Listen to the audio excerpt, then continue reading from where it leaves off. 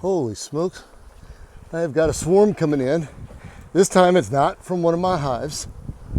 And they are heading into this box. So I'm going to get up there and we're going to watch it happen. I may get stung half a dozen times, but hey, the video will be worth it. This is cool. I love when swarms come in. Several thousand, well, at least several thousand bees. And they're going to come into this box, which I don't have angled real well for video.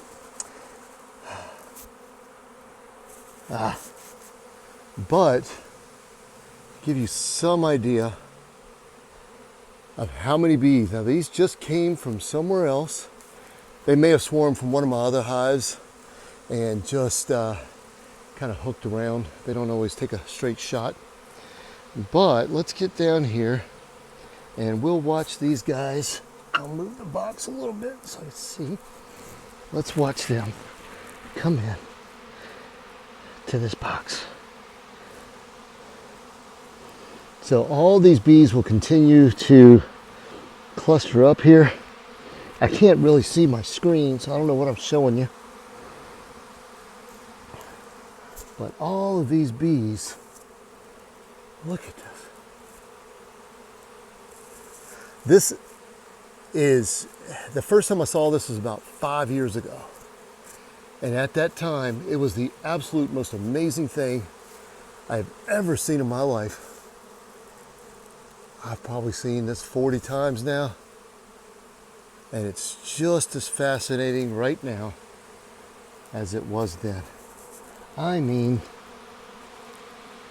and of course, you know, I've got thousands and thousands of bees flying around me, bumping into me, but they're not going to sting me. The only way they'll sting me is if I were to put my hand on one or kind of force them into it, I guess. But you're going to see they're all going to start climbing in here. I'm going to zoom in or zoom out and get a little closer so you can see a little better. But they are all going to start piling in and entering a hole right there. I just put this swarm trap here yesterday. I caught a swarm. This is our apartment balcony. And I caught a swarm here last week, I guess, and I took the box to my buddy Mark's house to reorient them. And I put this swarm trap here last night and it did not take long. Look at this. My goodness gracious. Again, this just absolutely never gets old.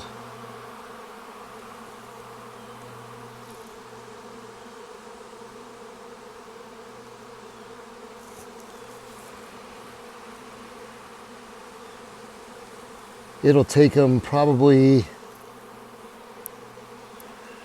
maybe 15 minutes to get in. You get most of them in. There'll be a little cluster that kind of hangs out on the box up here to give the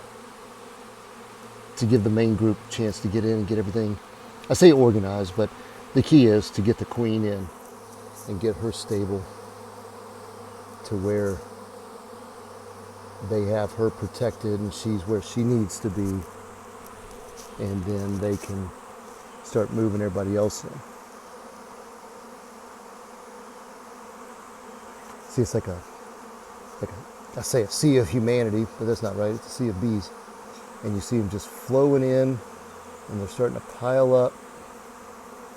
I'm a little bit backlit, so I can't, not as good as it would be if it was in good light, but you still get the point. And again, I'll still show you all the bees that are out here waiting, and they're just going to fly in pattern until this main body, kind of waiting their turn to land, kind of like airplanes at the airport.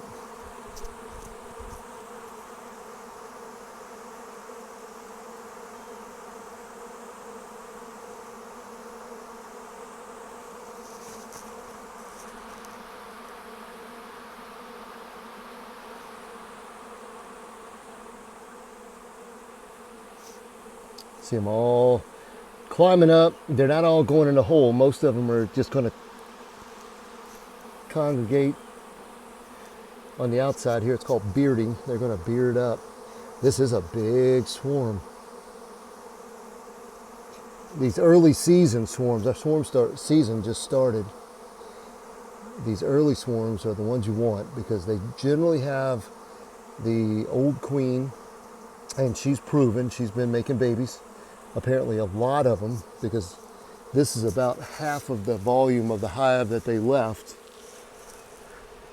And they left at least this many bees in the old hive. But this queen would be very capable of starting a new hive.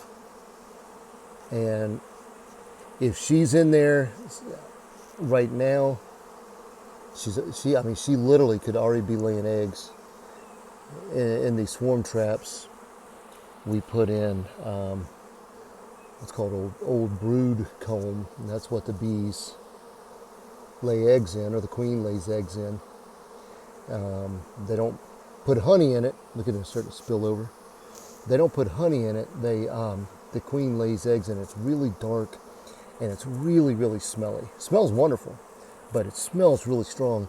So when you put that in these swarm traps, the bees, the scout bees that are looking for a new hive, will pick that up and will be able to say, holy smokes, we can, this is a great place because we can start making more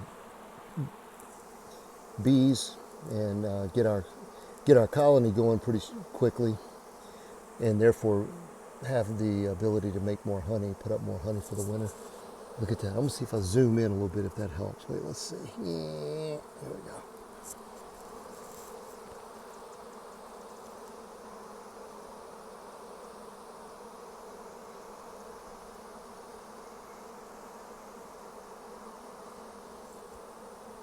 So most of them at this point have landed. Still got a few flying around outside. I can't really show you the outside of the banister unless I am ridiculous and stick it. I don't know what you're seeing.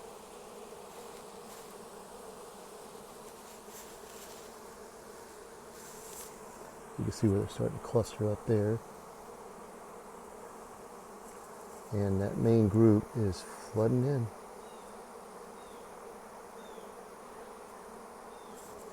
Like I said, it'll take them about probably 15 minutes to get the majority of them in.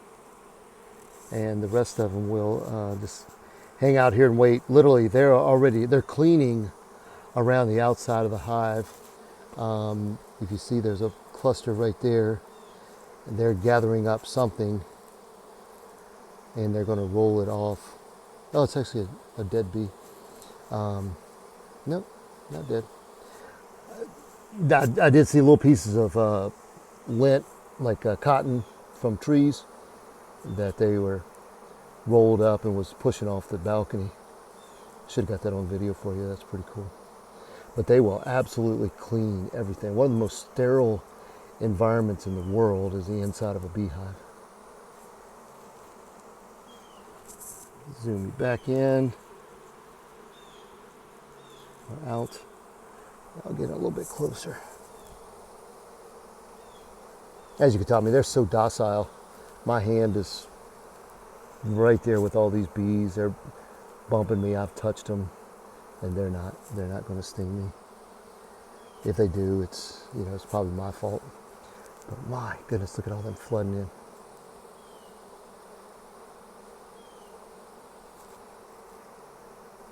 Pretty cool. I'll come back in a little bit and show once they all get loaded up.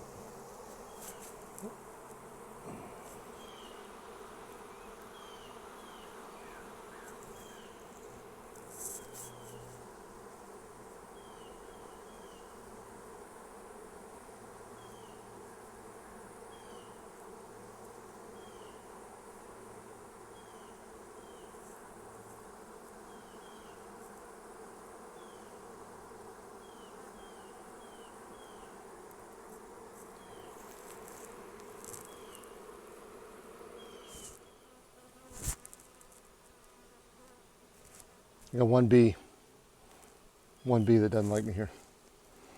But I want to show you, it's been about 10 minutes since we put these bees in, and they put themselves in. But I want to show you where they're at. Let's see.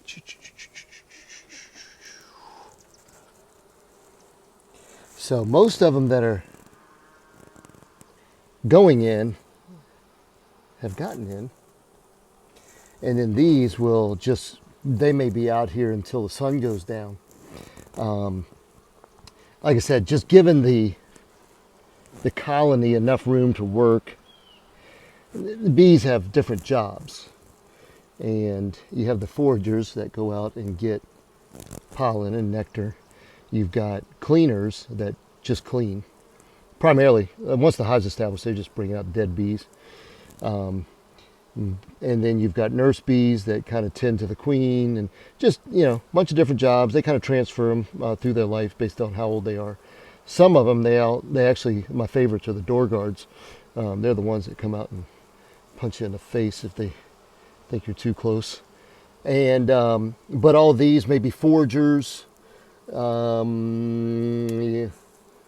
these are probably all foragers. The rest of them are in there cleaning, getting all the stuff off the frame so the queen can start laying eggs. They start getting, all the housekeeping done. And then all these guys will hang out. Once it gets dark, they'll go out and literally this afternoon even, go out and start collecting nectar, pollen, different things to come back and feed the colony and start making honey. And they'll literally start putting up nectar. Some of these bees will have an area cleaned in there and comb built enough that they can start making honey almost immediately. So pretty cool. Anyway, fun as ever.